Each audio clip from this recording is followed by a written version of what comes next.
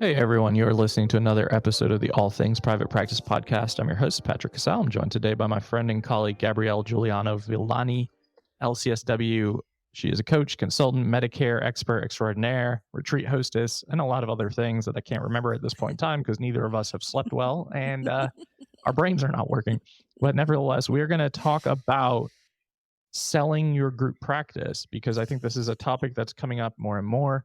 Gabrielle has done this successfully. She also offers coaching around how to do this. And there's a lot of ins and outs. There's a lot of struggle areas too. And there's a lot of emotion behind making a decision like this. So thanks for coming on again and sharing some of this story. Thank you for having me for a second time. So, how long has it been since your sale? I officially sold on December 31st, 2021. So it's been about almost 2 years, like a year and a half. Any regrets? Nope. Get that out of the way first. Yeah. So this is a topic that, I think we see a lot of in the circles that we both run in, and maybe not for people who are just starting out. Like this isn't on your mind as even something that's a possibility. Um, but it is. And a lot of people are moving into that mindset of, I would like to sell the group practice that I've created. And I own a group practice. I've definitely considered it. And I know for myself, it brings up a lot of guilt, shame, emotion behind something that you've worked really hard to create, the relationships that you've built, the staff that you employ, all the things. So Mhm. tell us a little bit about what you can tell us in terms of your journey in selling your group practice and, how that kind of came to be. So it started because of burnout, of course, Sure. and Your other specialty area. my other specialty area. And I was having a conversation with a friend of mine a very close friend of mine. She's also my mentor, and she is an entrepreneur in another field. And it's been really invaluable to have somebody who is also an entrepreneur who's not a therapist to talk Yep. to. And we were talking, and this was in like, I don't know, June, May, something like that in 2021. She's like, "Why don't you just sell your practice?" I was like, "Well, I never really thought about that. Didn't really think that was a thing. I've heard like some rumblings of that, but I mean, who would like want to buy it?" We ran some numbers, and I was like, "I don't think that's really worth it. So I'll just put that on the back burner and just keep hating my life." And then, actually, in Hawaii, where Patrick and I both were for a conference, I was on vacation. And that was probably actually close to this time of year. I think it was like the end of July of Yeah. 2021. And I got a voicemail from somebody, and they said, "We represent this company who wants to acquire your practice. Call us back." And I was like, "Well, that seems like spam. Like, like your car warranty is running out. Like, I don't, I'm not calling these people back." But my friend was like, "No, that's how a lot of these deals happen. Call them." So I did. And of course, researched and made sure that it was legit. And we had a Zoom meeting, and they were real people. And they were like, "We want to meet you." So we met and we talked. And that process took a little bit longer because of scheduling. But I think that was around September 2021. Decided to move forward, and then I signed on the dotted line on December 31st. So it happened really quickly. That's a really quick turnaround because most of the time I'm hearing like 18 months is an average to sell something like that. It can be. We were Yeah. trying to rush because the capital gains taxes were going to change. So, and they did end up changing, not in our favor. So I'm glad that we were able to do it that way. Yeah. So that was a decision that it kind of sounds like it went from, I didn't even know this was a thing to being a very real thing in a matter of months. It did. And I appreciate that you already brought this up about the emotions, because that's really the hardest part. I mean, there is a lot of legal stuff and paperwork and back and forth, but it's the emotions that go along with all of that. And even my attorney, when I first called them to tell them, "I think I'm doing this, like, I need your help," they were like, "You need to be prepared emotionally and have a support system, because it's going to be a roller coaster." and there's a lot of ups and downs. He was telling me they had like a $20 million deal that they were working on, and they're like, it's been dragging on forever because the owner, he's like, ooh, $20 million is awesome, but I don't really know if I want to do this. So he drags his feet and he wouldn't send them documents. And that's pretty common too. I think that makes sense. And maybe, I mean, that's a very large deal, but it makes sense why you would say you would be interested and then immediately almost have that like buyer's remorse feeling of like, do I really want to go through with this? Because this is a life altering decision and it is impactful to a lot of people. And I know as group practice owners and former owners that we have a lot of restless, sleepless nights thinking about the well-being of our staff, making sure that they feel taken care of, that they feel satisfied in their careers, that they're showing up as their best selves. Like there is a lot that goes into it, and I think group practice ownership gets a bad rap a lot of the time from people who are like, I worked at a group practice and they took advantage of me, took all my money. What the hell was I doing there? And they treated me poorly. I hate hearing that, but I know that there's a lot of owners out there who really care about the quality and the culture. And when I think about selling, because it's at a point where I'm like, do I enjoy being a group practice owner? And the answer is, and I'll be very transparent, because I know some of my staff listen to this. The answer is no. Like, Mhm. I don't ever have a day where I'm like, oh, this is really lighting me up. This is really energizing. This is really enjoyable. Um, I think I almost think about selling every day for the last year, actually, since Mhm. we migrated EHRs last summer and it just became a nightmare. And that was the first time where I was really thinking, like, again, in Hawaii, weirdly, um, where I was getting bombarded by messages every single day about things not working or being disgruntled or frustrated. And I was like, I don't, what am I doing this for? Yeah. I felt the very same way. And that is, I mean, it was a red flag for me. Not only that maybe this was not a good fit, but also for my burnout because I was like, I don't really care what happens today.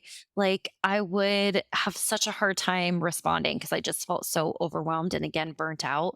And I was like, what am I doing this for? Like, I can't hear it. I don't care. Like, really, at the end of all of this, I was like, somebody could say, I will take this practice over for $1 and I would give it to them.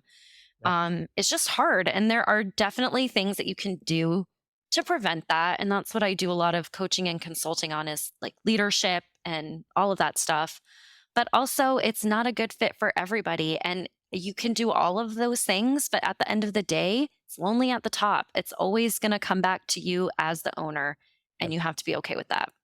Yeah, absolutely. And there's always going to be situations where you could have handled things differently or kind of with a different perspective. But I think there's this perspective as well that you're the owner, you're just making insane amounts of money off the staff. And I'm like, yo, show me where it is. Like, I'd love to know.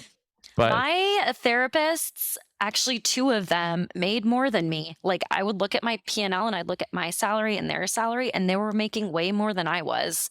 yeah, So that yeah, is a misconception.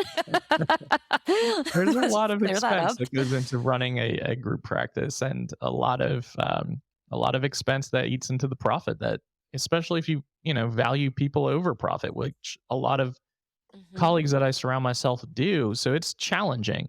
And I also have made the mistake of hiring a lot of my good friends, which makes it way more challenging because there's Yeah. more emotion and investment in like, if I was to sell, when do you have that conversation with them? When do you start being really transparent about this versus the other side of it of like, do you just keep your mouth shut because you've signed an NDA and you need this to go through smoothly?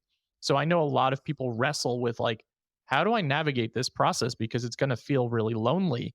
And I think you mentioned just having a good support system, having people who are not therapists in your life who you can also process a lot of this stuff with. And I do think that it's a viable option. And here's the thing, a lot of group practice owners, I don't think know that it is an option and just assume I'm going to be in this perpetual state of stress and overwhelm and burnout until I just can no longer do this. And then I have to just say, like, we're closing shop. Like, this is not a Yeah. thing that I can run anymore. I think that's an interesting thing for our field because in other fields, people start businesses with the intent to sell them. Yep. And people realize that it's an asset and that you can use that to retire. You can use that to start something else. You can pivot like I did. Um, and that is something to start thinking about even from the very, very, very, very beginning of when you're starting your little private practice, because you really never know. I mean, I I know this is like going to sound really cheesy, but seriously, as a little baby social worker who started in this field making $35,000 a year working in child protective services, I never, ever thought that I would own a business, grow it to seven figures, sell it, and do what I'm doing now, which is pretty much my dream life. And you just got to think big because really it is limitless.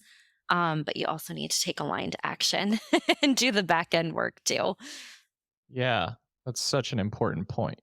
And I think the reason that people, including myself, at the time starting off as a little baby licensed clinical mental health counselor making about the same amount of money, don't think about it is because we don't have business training for the most part. I will No. guesstimate that, and I'm trying to be conservative in my estimation, that 95% of us in the mental health field have zero business training, and we Mhm. don't talk about it in grad school. And it's almost like a taboo topic to even talk about small business ownership. It's like becoming more and more normalized, but I still think that it leaves us in positions where we're kind of just flying by the seat of our pants without a plan.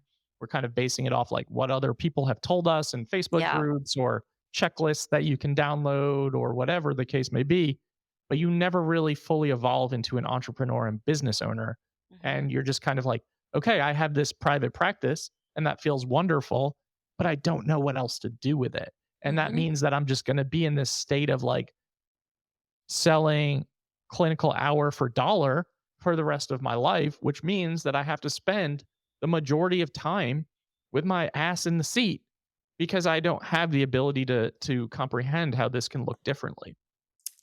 That is so true. And no offense, like, this is not every therapist, but a lot of the ones that I work with or that I see on social media, it's like we're very narrow minded. We think exactly we can only do one on one sessions for an hour, and that's how we make money. And I was actually literally this morning talking about this with my friend, because we just got back from the Zumba convention and she's probably getting sick. And I remembered in, I think it was 2018 or 2019. So it was in solo practice. It was probably 2018. I had also just gone back from the Zumba convention. I hadn't worked all week because I was seeing people in person. I got back and I had bronchitis and I was like, shit, now I'm not working another week. And I wasn't really prepared for that. And now I'm like, I have additional streams of income. Like, I woke up this morning, people bought my Etsy template for 10 bucks. Like, it's not huge, but I wake up in the morning and people have bought my courses. And it's just so nice to know that there are other things that you can do that can support you financially and emotionally, where you don't have to always be trading your time for money. It's a great point that we talk about on here all the time how applicable and transferable a lot of our skill sets are. But so often we just don't see the forest for the trees, so to speak. Like Yeah. I left grad school thinking community mental health was the finish line for what I could do. Then it was very obvious that private practice was viable. I didn't know what I was doing, but I knew it was an option. And I thought, oh, I could do coaching and consulting and start a group practice, monetize a podcast, host retreats all over the world, rent an entire village in medieval town in Italy, which I never thought I Yay. would say in 2015. There's no chance in hell I thought that was going to happen. Or, like you said, that you could have evergreen passive income from courses and workbooks and worksheets and all the things that you can create because people are looking for these answers. They're looking for Mhm. these strategies. You just have to know how to monetize them. And I think that so many of us keep ourselves in these positions or situations that we are not enjoying because we don't know anything else and we don't know that there's another option. Yes. Oh my God. Said so perfectly. But really, our skills are transferable. And we don't know that too because we're surrounded by therapists. So Right.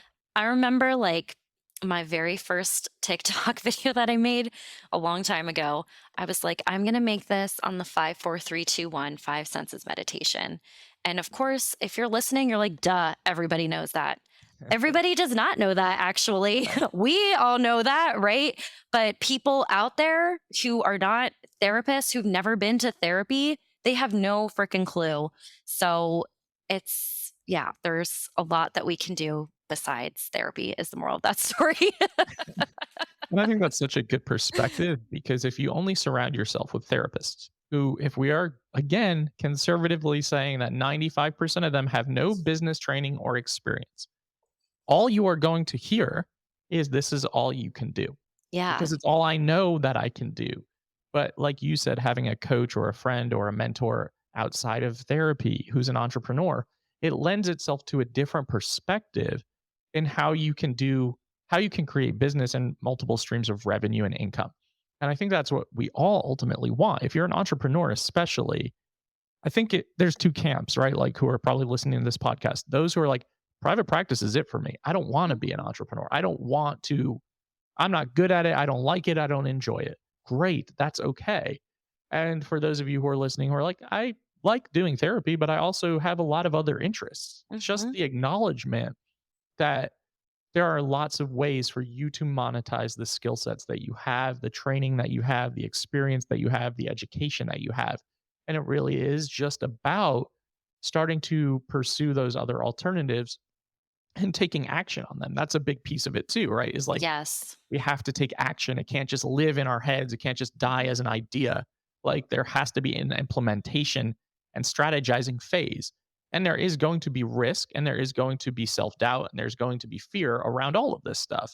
But I like it. Like I think for me, those types of things are the energizing types of things. So like Yeah. I pursue the things that make me uncomfortable. It's really easy to stay in your comfort zone and say like, I could do this thing. I am interested in speaking. I am interested in starting a podcast, but I don't know how. I'm not going to do it because I don't know how. And that's just, I hear that way too often. And it's really a Mhm. shame. But I think it's really important to acknowledge that there are a lot of different pathways in this career, in this profession. I hear that so often too. Same thing, that it's like, I don't really know how, and just like a lot of, I guess, kind of negativity, and I know that it goes deeper than that, right? Like the fear of being seen, the self doubt, and the imposter syndrome. But the only difference between me and whoever is listening is that I'm doing it and you could do it too. Yeah. And I also enjoy being uncomfortable and pushing myself because that's how I've grown. Even like when I applied to be a coach for the SBA, I was like, they're not going to pick me because I am a therapist and they just probably, wouldn't want me to be coaching executives. And I kept pushing myself till the deadline. And I was like, I really need to do this if I'm going to do it. And I sat down and I did my whole application. And like, within 12 hours, they had emailed me and they're like, we want you to do this for us.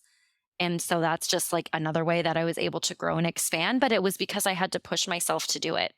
Yep. And I think that's such an important lesson for people to hear. And if you're thinking like, I don't know what else I could do, or I want to start this thing or pursue this passion, whether it's a coaching program or a podcast or any other sort of alternative stream of revenue, I imagine if you've created a private practice, you had the same thoughts about creating a private practice where you Mhm. sat there and told yourself for months or years, I don't know how to do it. It's not for me. Other people do it better. Other people have more training. I'm not experienced enough. I don't have any experience in business.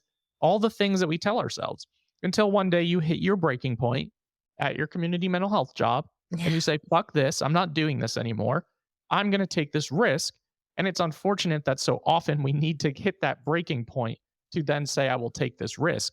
When in Mhm. reality, you can do it very intentionally and you can pursue these things with strategy and planning and you can move forward, even though it's a bit scary, still feeling like I'm taking action, like I'm taking these Yeah. steps to do this thing. It's the same thing with selling because that's what happened to me and ended up working out. But the goal really is you want to do that before you're burnt out. Just like it would be great to leave your community mental health job before you're sick because those jobs do make people sick. And I absolutely believe, I think I talked about this on our last podcast actually, that like a lot of my autoimmune stuff came from my previous jobs and would have been nice to not have that. But here we are. So, yeah, just a reminder that those things you can have a strategy and you can implement it and work towards it in a different way than working towards things when you are completely burnt out and you hate life. Like it's Yeah. just, you don't want to get to that point. You Absolutely. can help And it. if you are a group practice owner and you've considered selling, or this conversation is making you be like consider even looking into it, I would challenge you to just think about what it would be like if you no longer ran your group practice, Mhm. and what it would feel like to say, this is no longer a responsibility that I have or something that I have to do. Because when I think about it, I take a really deep breath in and it feels like really freeing. And I think it's important to acknowledge that if you feel that way, then, like Gabrielle was saying, that's a red flag to start paying attention to. Like, you're already like starting um, from a position of feeling like you're making decisions out of frustration, irritability, feeling run down. I mean, you don't want to make decisions when you're in that mindset, because ultimately everything is going to feel negative and everything is going to feel like an uphill battle. And Yep. I think you really want to start making these types of decisions, whether it's a big one like selling a group practice or starting a private practice, in a frame of mind where you're doing so where the why aligns with your values and it aligns with your goals for your Yes. future. Because it's so easy to just do the next thing because you think you're supposed to, or to just go through the motions. And life is too damn short to do that. And if you're no longer finding joy in the things that you used to love, that's a sign, that's an indication that it's really time to start implementing some action steps and strategies. I talk about our why and our values constantly. It's like one of my favorite things to talk about. And when I did a training um like in June on building a group practice and like I started so much on that. And I think people are really get frustrated with me sometimes because they're like, "No, I need to know the logistics and blah blah blah." I'm like, "Sure, we're going to get there, but you can't do any of this without knowing that. What is your mission? What are your values? And what is your why?" And those things matter too when you sell, by the way. When I was coaching for the SVA, we spent a lot of time on that too. And my cohort was like, "Is this really worth it? Like, who cares as we're doing all of this deep inner work on our values and our mission statement?" And they're like, "Does anybody even care about that?" I'm like, "Yeah, they do." Especially when you sell, they do also, because the buyer also wants to make sure that those things are in alignment too. And when you have those things in place, you build a culture around that and you build a reputation around that too. Absolutely. Could not say that better myself. And I think that's really important. And I always do that with coaching clients as well. And they do get frustrated when it's like, I want to refer. I always ask, do you want to refer in instead of out and just make more money, or do you want to be a leader and a boss and a coach? Because if you don't want to deal with the administrative side or the operational side, or when things go awry, you're the one to help, kind of jump in and to help fix it. I don't think group practice ownership is for you. And Mhm. that really leads through this disconnecting culture where it just feels like we can't retain staff, we can't attract staff. I'm bleeding money and I'm feeling like this was the worst decision of all time. And a lot of the times it's just because you didn't initiate the process in alignment with your values. And I think that's important in any business decision, whether it's Yes. to start a private practice, a group practice, a coaching program, a podcast, anything. I think Mhm. you have to have that alignment. Also, just like thinking, having this epiphany moment as you're talking, that this is what you should absolutely do your speaker sessions in Italy on, is that, because I think it's so important, like really aligning your values with your why. And I think that's Mhm. important. That is just consistent with the theme of that summit. So hopefully you will consider that. No pressure now that it's Uh, here. well, it's already part of the thing that I do. So Okay, perfect. we do a little activity on that. So if you're coming to Italy, be prepared. Cool. I'll have fun colored pencils and paper for you also. So Love it. The reason I'm thinking that is like I got so excited to extend invites to speakers that I really didn't even care when they were like, "What do you want me to speak about?" I'm like, "I don't know. I just want you to speak." Like I just know that our audience will get a lot out of what you have to offer. And then I just leave it at that. So that's really Thank you. awesome to hear. Um, but yeah, I think circling back to the most important piece for me, again, is the emotional side of this and Mhm. really acknowledging that this is going to be an emotionally charged process. And there are Mhm. going to be highs and lows, and you're going to question your decision. Yep. And I think that is totally, totally normal as a human experience. And just to acknowledge that that is okay. Like, and to ensure that you have a support system in place so that you can process how you're experiencing this and how you can kind of have some support and encouragement around it, because there are going to be days when you're going to really question if you're making the right decision. Oh, for sure. And even in the same 5 minutes, it's like 30 seconds ago, I'm like, yeah, let's do this. And then 30 seconds later, I'm like, oh, fuck, what am I doing? Like, this isn't right. And I went through that a lot, and everybody does. And also, it was like this weird thing where it was such a big part of my identity. It's like, what am I going to do with my time if I'm not like in simple practice looking at everybody's calendars and like doing billing and whatever? And it's hard, and you have to, I don't know, I think that there's a couple of ways to think about this, but I do think it's okay to like distance yourself a little bit from your business. And I know like not everybody agrees with that, but I think for me that was helpful. And it's helpful for me now too to not feel like this is me and this is my only identity and this is my everything. Yeah. And what really helped shift my mindset with that too was my broker, who unintentionally became my therapist. And he said the same thing. He's like, everybody struggles with this. And this is what I tell everybody. He's like, look at your life, the book of Gabrielle's life, and what's like the end chapter. This is just a stepping stone to get you to the next thing. And when I reframed it like that, it was like, yes, like this to me is like my way of like moving into a different timeline and like leveling up, I guess. But like this was me thinking like I'm ready for the next thing, because I did feel a lot of shame selling, and not necessarily like personally from people, but things have shifted a little bit about that too. But a couple years ago, when I was thinking about selling, people would talk about it. And the things that I saw were like, you're a failure, you're a sellout. And that's like not what entrepreneurs do, which is totally wrong, by the way.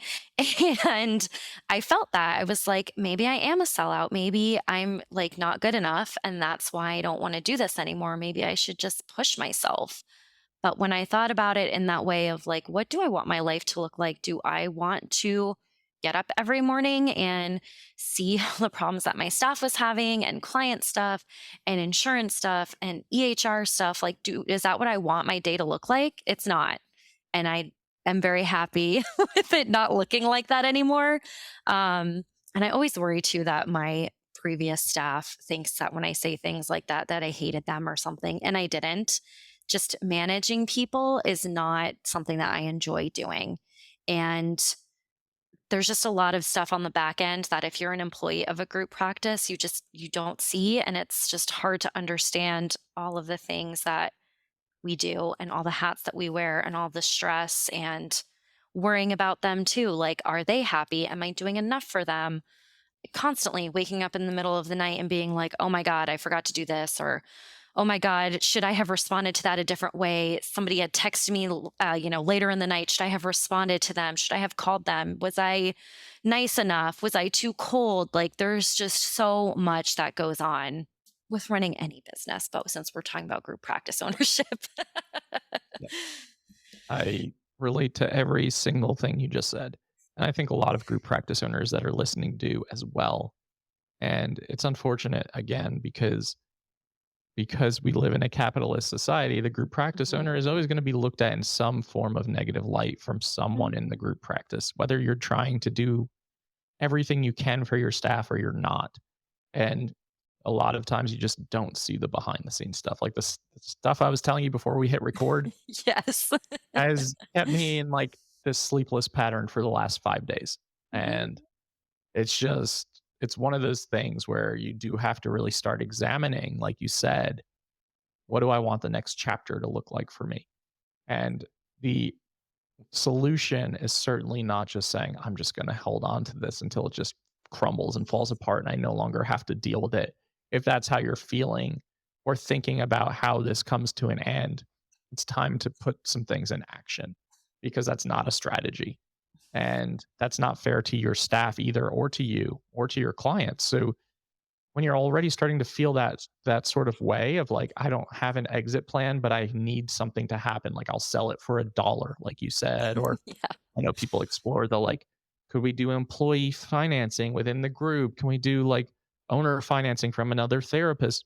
Those are solutions, but like really protect yourself because if that implodes, which it so often does, Mhm. then you are now stuck in a position where you tried to sell, it came crumbling down, and now you really have to make some hard decisions. And it's a really hard existential place to be when you're sitting there and really questioning which direction do I go. It is. It is so difficult.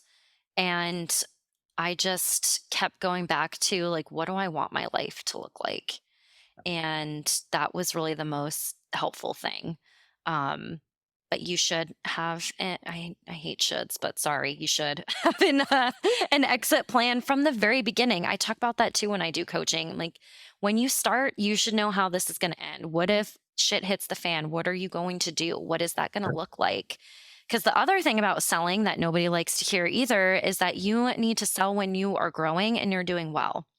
Nobody wants to buy your business when you haven't paid taxes in 5 years and you have a huge outstanding business loan and all your employees quit and you're just like, I don't really want to deal with this anymore. I want somebody else to deal with it. They don't want that either. Oh, Nobody wants to buy a business that's struggling. So I know that's hard to hear also. so true. That's such a good point because once you get to that like fuck it mentality, it's really no longer a viable option. Mhm. And then if you do sell it, it's going to be to the wrong person or business. You're going to Yep. get financially taken advantage of because you're Mhm. so desperate to get out. Yep. And that doesn't feel good either. And so I really do encourage all of you who are thinking about this, even whether you're in grad school, whether you're in community mental health, in private practice, going into group practice ownership, to have an exit plan for any of your ventures, to really strategically think about this because your health can fail you. You may Mhm. just lose interest. There are so many factors that are outside of our control. I never expected to retire as a therapist the way that I did because I have Yeah. not worked as a therapist since October, since throat surgery that I had. I never expected that to be how things came to a culmination or a head. And sometimes this stuff is just way outside of our control. So I think it's really important to have the end point in mind when you are starting out and really starting to think about how do I put things in place so that if I want to sell, I have my financial documentation in order. I have Mhm. my profit and loss statements. I have all of the expense tracking, like have that stuff available instead of having to scramble and figure out where to pull it from or how to organize it or how to even do it in the first place. And this is a rabbit trail to go down and I'm definitely diverging here, but this is a conversation when it comes to like, when do I start outsourcing? If you Mhm. feel like I'm running a business and I cannot handle the financial piece of it, outsource the financial piece of it. Yeah. Have someone doing your budgeting, your P&Ls, your QuickBooks, like really make sure that your bookkeeping is in order because you really cannot sell your business if all you have to offer them is just a collection of emails and spreadsheets and things that don't make any sense. Yes. It might make sense to you, Right. right? Like that might be how you do it, but it does need to be organized. And I am a huge fan of outsourcing, especially when I started my private practice. That first thing that I hired somebody to do was bookkeeping Yeah, because I know I'm not good with numbers and I know that's important to run my business and that I need that to understand so many other different things, but I'm not totally. good at that. So why am I going to waste my time, probably fuck shit up? Like, Yep. just give it to somebody who's a professional, pay for Yep. it. This is another example, though, of having a short-sighted vantage point of business ownership of saying like, this is costing me money in the short term. and I Mhm. don't see how this is going to be favorable to me in the long term. When in reality, it's like by outsourcing some of these things, this ensures that there is a return on investment in the long term. And it's really hard to have that if you're very afraid or gun shy to pay someone 25, $30 an hour to handle responsibilities for you that you don't want have time to do, you don't want to do, or you just don't enjoy doing. And I always think that as therapists, especially, we look at it from that short-sighted vantage point of like, ooh, money, I don't want to spend it. Yeah. When in reality, it's like this will actually help you. This will help you relinquish control. It'll help you get your time back. It'll help you make more money in the long run because you're able to spend time doing the things that make you money instead of being bogged down in these administrative tasks that bring you no joy or just frustration. Hmm. And that's exactly what leads not only to burnout, but to more problems, especially Yeah. if it's something that is so, um, what's the word that I'm thinking of? Like intense, really, like bookkeeping. Like it seems really easy, but there is, specific things that need to be done. That's why people have degrees in it. And I'm not going to say that I know how to do that when somebody else could just do it better. And Yeah. then I don't have to spend more money trying to clean up that mess later. And I think that's one thing I was thinking about again this morning. I was like, I'm going to write an email about coaching for the SBA. So maybe it's just on my mind, but that was one of the things that I learned about from like the difference between therapists and other entrepreneurs is all of those people in my cohort, none of them were therapists, unfortunately. I'd love to see more people in that program, but they valued that. They valued spending money on things that they knew would be helpful to them. They valued coaching. They knew that it cost money, but that it was going to change the way that they ran things. They valued marketing and, like financial planning. They all outsourced those things. And even though it cost them money, they knew that there was the long-term impact of it. That's such great perspective. And I think that's a really important takeaway from this conversation. And I hope that we move more towards that mindset, just the acknowledgement of like, it does cost money to run a business. The more you invest into your business, the better it's going to treat you in the long run. And I think that's really important in terms of also combating burnout in this profession as well. For sure. We could probably talk a lot longer on this subject and continue diverging into these other areas, but I think that this is a good place to just put a pin in it because there's a lot of information in this conversation and a lot of good takeaways. And I really appreciate you just sharing your own process and perspective on this because I think it's a really um, needed voice in this industry when we're thinking about these options and acknowledging that they exist. I am happy to share because when I was going through all of this, I didn't have anything like this to listen to or to turn to. And one of the really difficult things about selling is you do sign an NDA and you can't be posted on Facebook, you can't tell your staff. And so it's very isolating. And I really was dying for somebody who had been through this before to tell me what it was like. And I couldn't find anyone. I found a couple of people who had sold, but they were very kind of more informal sales, like it was to another therapist in their town. Nobody who had done it on my scale. I knew there were people out there, but I couldn't find them.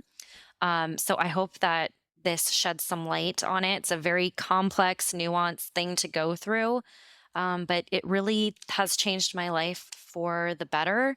And it's something that anybody can do. I know that, we get into our heads about like the timing and the economy, and now everybody is trying to sell. But just like with anything, I really feel like there's space for everyone. Absolutely. Couldn't say it better myself. Well, thank you so much for coming on again and sharing this part of your journey. And I'm really excited for your next chapter. And part of that is hosting your first retreat in Belize in January. So please tell everyone where they can find more about that and more about the coaching that you offer. Everything is on my website.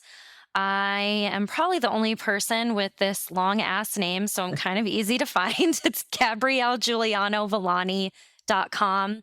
We'll be in Belize January 25th to 30th. Belize has a very special place in my heart. The people there are very warm and friendly and welcoming. Um, it's kind of hard for me to put into words, but the energy is just different. And that's why I chose that place. And it's going to be a true wellness retreat. So we will be resting, relaxing. There's going to be meditation. I'm also a certified sound healer among everything else that I do. So lots of sound healing, lots of immersion in nature and adventure, if that's your thing too. And if you want coaching or consulting on how to scale your practice, how to add income streams, how to prepare to sell, Medicare, we were talking about that earlier. That's my other weird niche because my group practice was mostly Medicare based. So I'm very familiar with that too. And it's actually one of the things that helped me sell. You can find all that info on my website too. Awesome. Thank you so much for sharing all of that. And that will all be in the show notes so that you have easy access to all of Gabrielle's information. If you want to learn more about the retreat, coaching, Medicare, Etsy templates, whatever, they're all there for easy access, and they'll all be in the show description.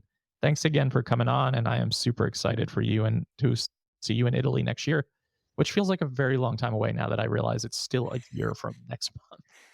It's still a year, but I don't know. I feel like it's already coming fast because when you launched it, it was It was in April. May. Yeah. Yeah.